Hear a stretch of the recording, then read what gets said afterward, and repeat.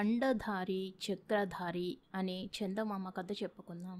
పూర్వకాలమందు ఒక పట్టణంలో నలుగురు స్నేహితులు ఉండేవారు. నలుగురు కూడా దారిద్ర్య బాధ వల్ల ఒక్క విధంగా పీడింపబడుతూ ఉండేవాళ్ళు. అందులో ఒకడు తక్కిన వారితో, అన్నలారా, మానవుడికి అందచందాలున్నా, తెలివితేటలున్నా, ధైర్య సాహసాలున్నా, ఏమున్నప్పటికీ ధనం ఒక్కటి లోపమైతే ఎందుకు కొరగాడు. డబ్బు లేని వాడిని చూసి దగ్గర చుట్టాలు ఏవగించుకుంటారు. ఎడమొహం పెడమొహం పెడతారు. ఇంతెందుకు, కట్టుకున్న భార్య కన్న బిడ్డలే వాడి నుండి తొలగిపోతారు. పేదవాడికి సంఘంలో తావే లేదు. దూరం యోచిస్తే పైసలేని బతుకంటే చావే మేలనిపిస్తుంది. కనుక ఏ విధంగానైనా సరే మనం ధనం సంపాదించాలి అంటూ మనసులోని ఆవేదనను వెల్లడించాడు. ఈ మాటలు అందరికీ నచ్చాయి. ఆలోచించగా వారికి నిష్కటంకమైన మార్గం ఒక్కటే గోచరించింది. అదే దేశాటనం. దేశాటనం చేసి తమ అదృష్టం ఎలా ఉంటుందో చూసుకుందామని వారు నలుగురు నిశ్చయించారు.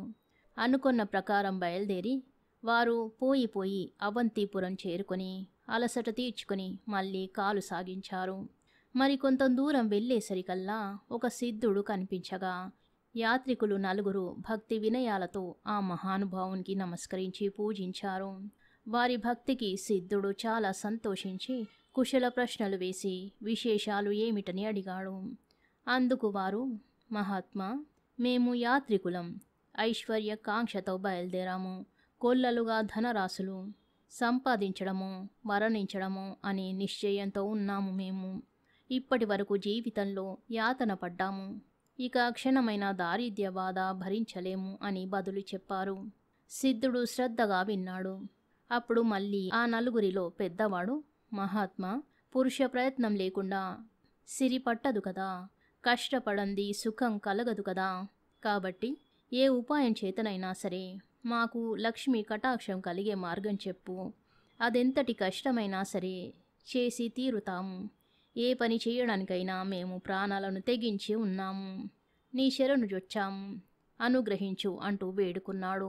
వారి మాటలకు సిద్ధుడు జాలిపడి 4 మంత్రదండాలు సృష్టించాడు. అవి చివర సూదిగా ఉన్నాయి. వాటినిచ్చి, అబ్బాయిలు, మిమ్మల్ని నా ప్రియ శిష్యులుగా ఎంచి ప్రభావం గల ఈ మంత్రదండాలను మీకు ప్రసాదిస్తున్నాను. వీటిని తీసుకుని వింధ్య పర్వతాలకు ఉత్తర దిశగా సాగిపోండి. మీరు పోయే లోపల ఒక్కొక్కరి చేతనున్న దండం ఒక్కొక్క చోట నేలపైన పడుతుంది. ఎవరి దండం ఎక్కడ పడుతుందో అక్కడక్కడనే వారికి నిధి లభిస్తూ ఉంటుంది. మీకు శుభమవుతుంది, వెళ్ళిరండి అని దీవించి పంపాడు. వారు నలుగురు అపరిమిత ఆనంద భరితులయ్యారు. సిద్ధుడికి కృతజ్ఞత తెలపడానికని సాష్టాంగ దండ ప్రమాణాలు ఆచరించి ఆయన వద్ద సెలవు తీసుకున్నారు. ఆయన చెప్పినట్టుగా వింధ్య ఉత్తర ప్రాంతానికి ప్రయాణం చేస్తూ పోగా ఒకచోట ఒకని చేతిలోని మంత్రదండం జారి కింద పడింది. అక్కడ తవ్వి చూడగా రాగిమయంగా ఉన్నది. ఆ దండధారి తక్కిన వానితో, నేస్తులారా, మనం ఈ తామ్రం పట్టుకుపోదాం. ఇది విక్రయిస్తే బోలెడంత ధనం వస్తుంది. మన దారిద్ర్యమంతా పటాపంచలవుతుంది అన్నాడు. అందుకు వారు, ఓరి మూర్ఖుడా, ఈ పాడు తామ్రంతో పని జరిగేదేమిటి? మనం బాగుపడేదేమిటి?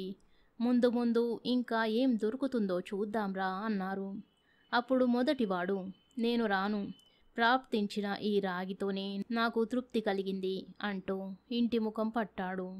తక్కిన ముగ్గురు వానిని పరిహసిస్తూ సాగిపోయారు.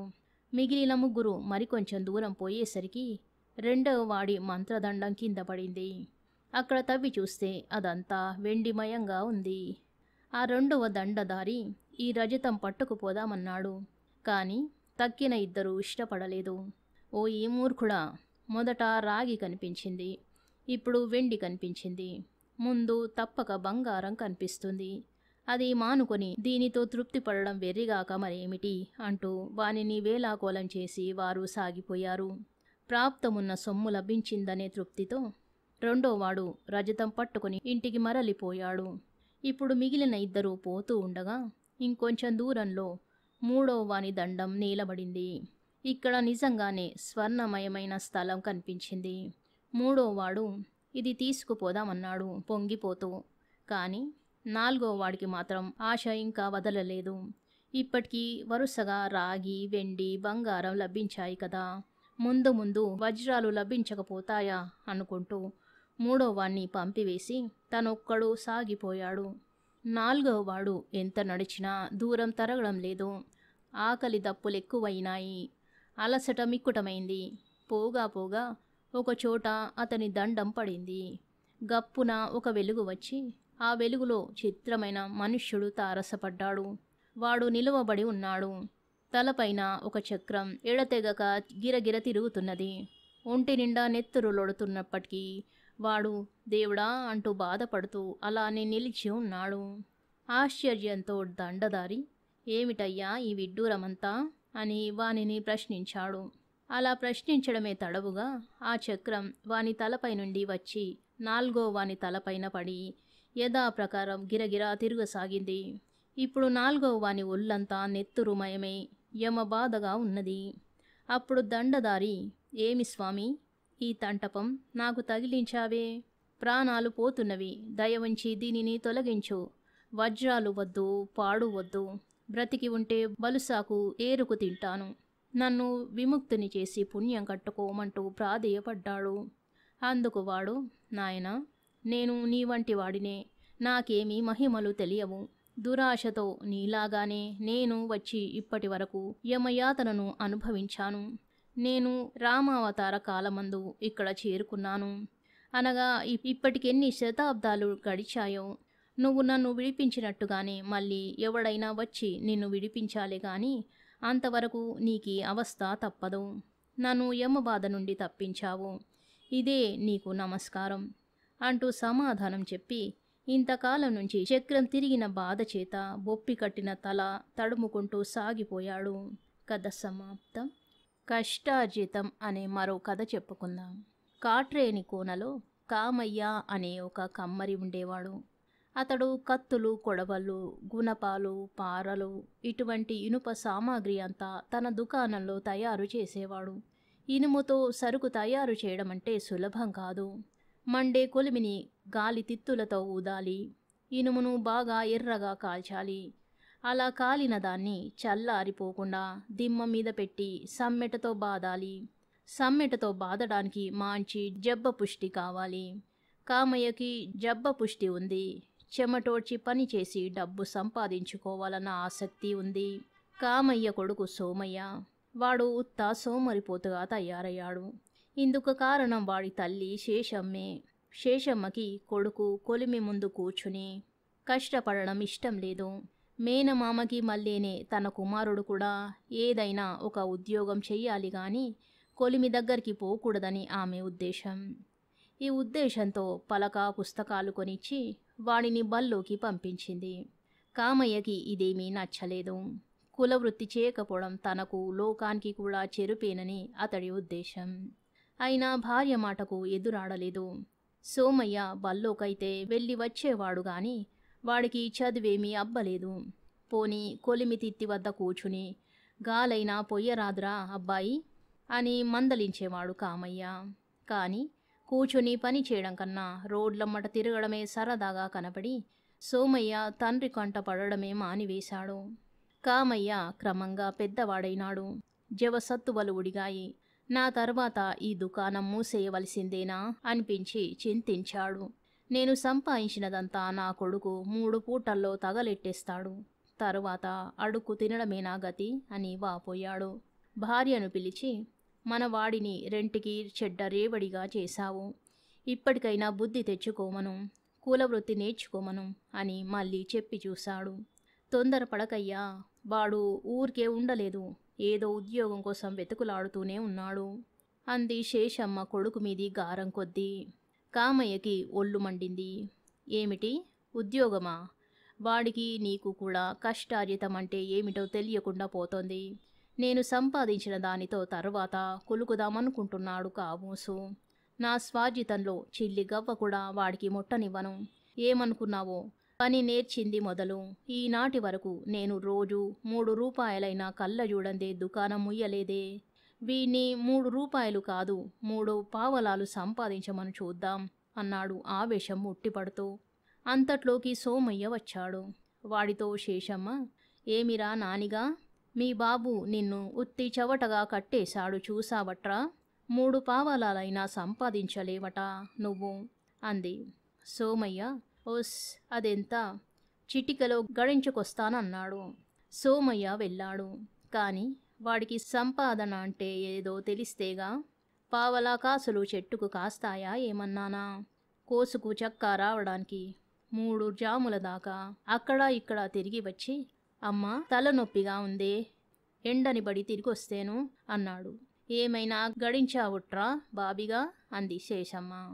లేదు, భోంచేసి వెడతాలే మళ్ళీ అన్నాడు సోమయ్య.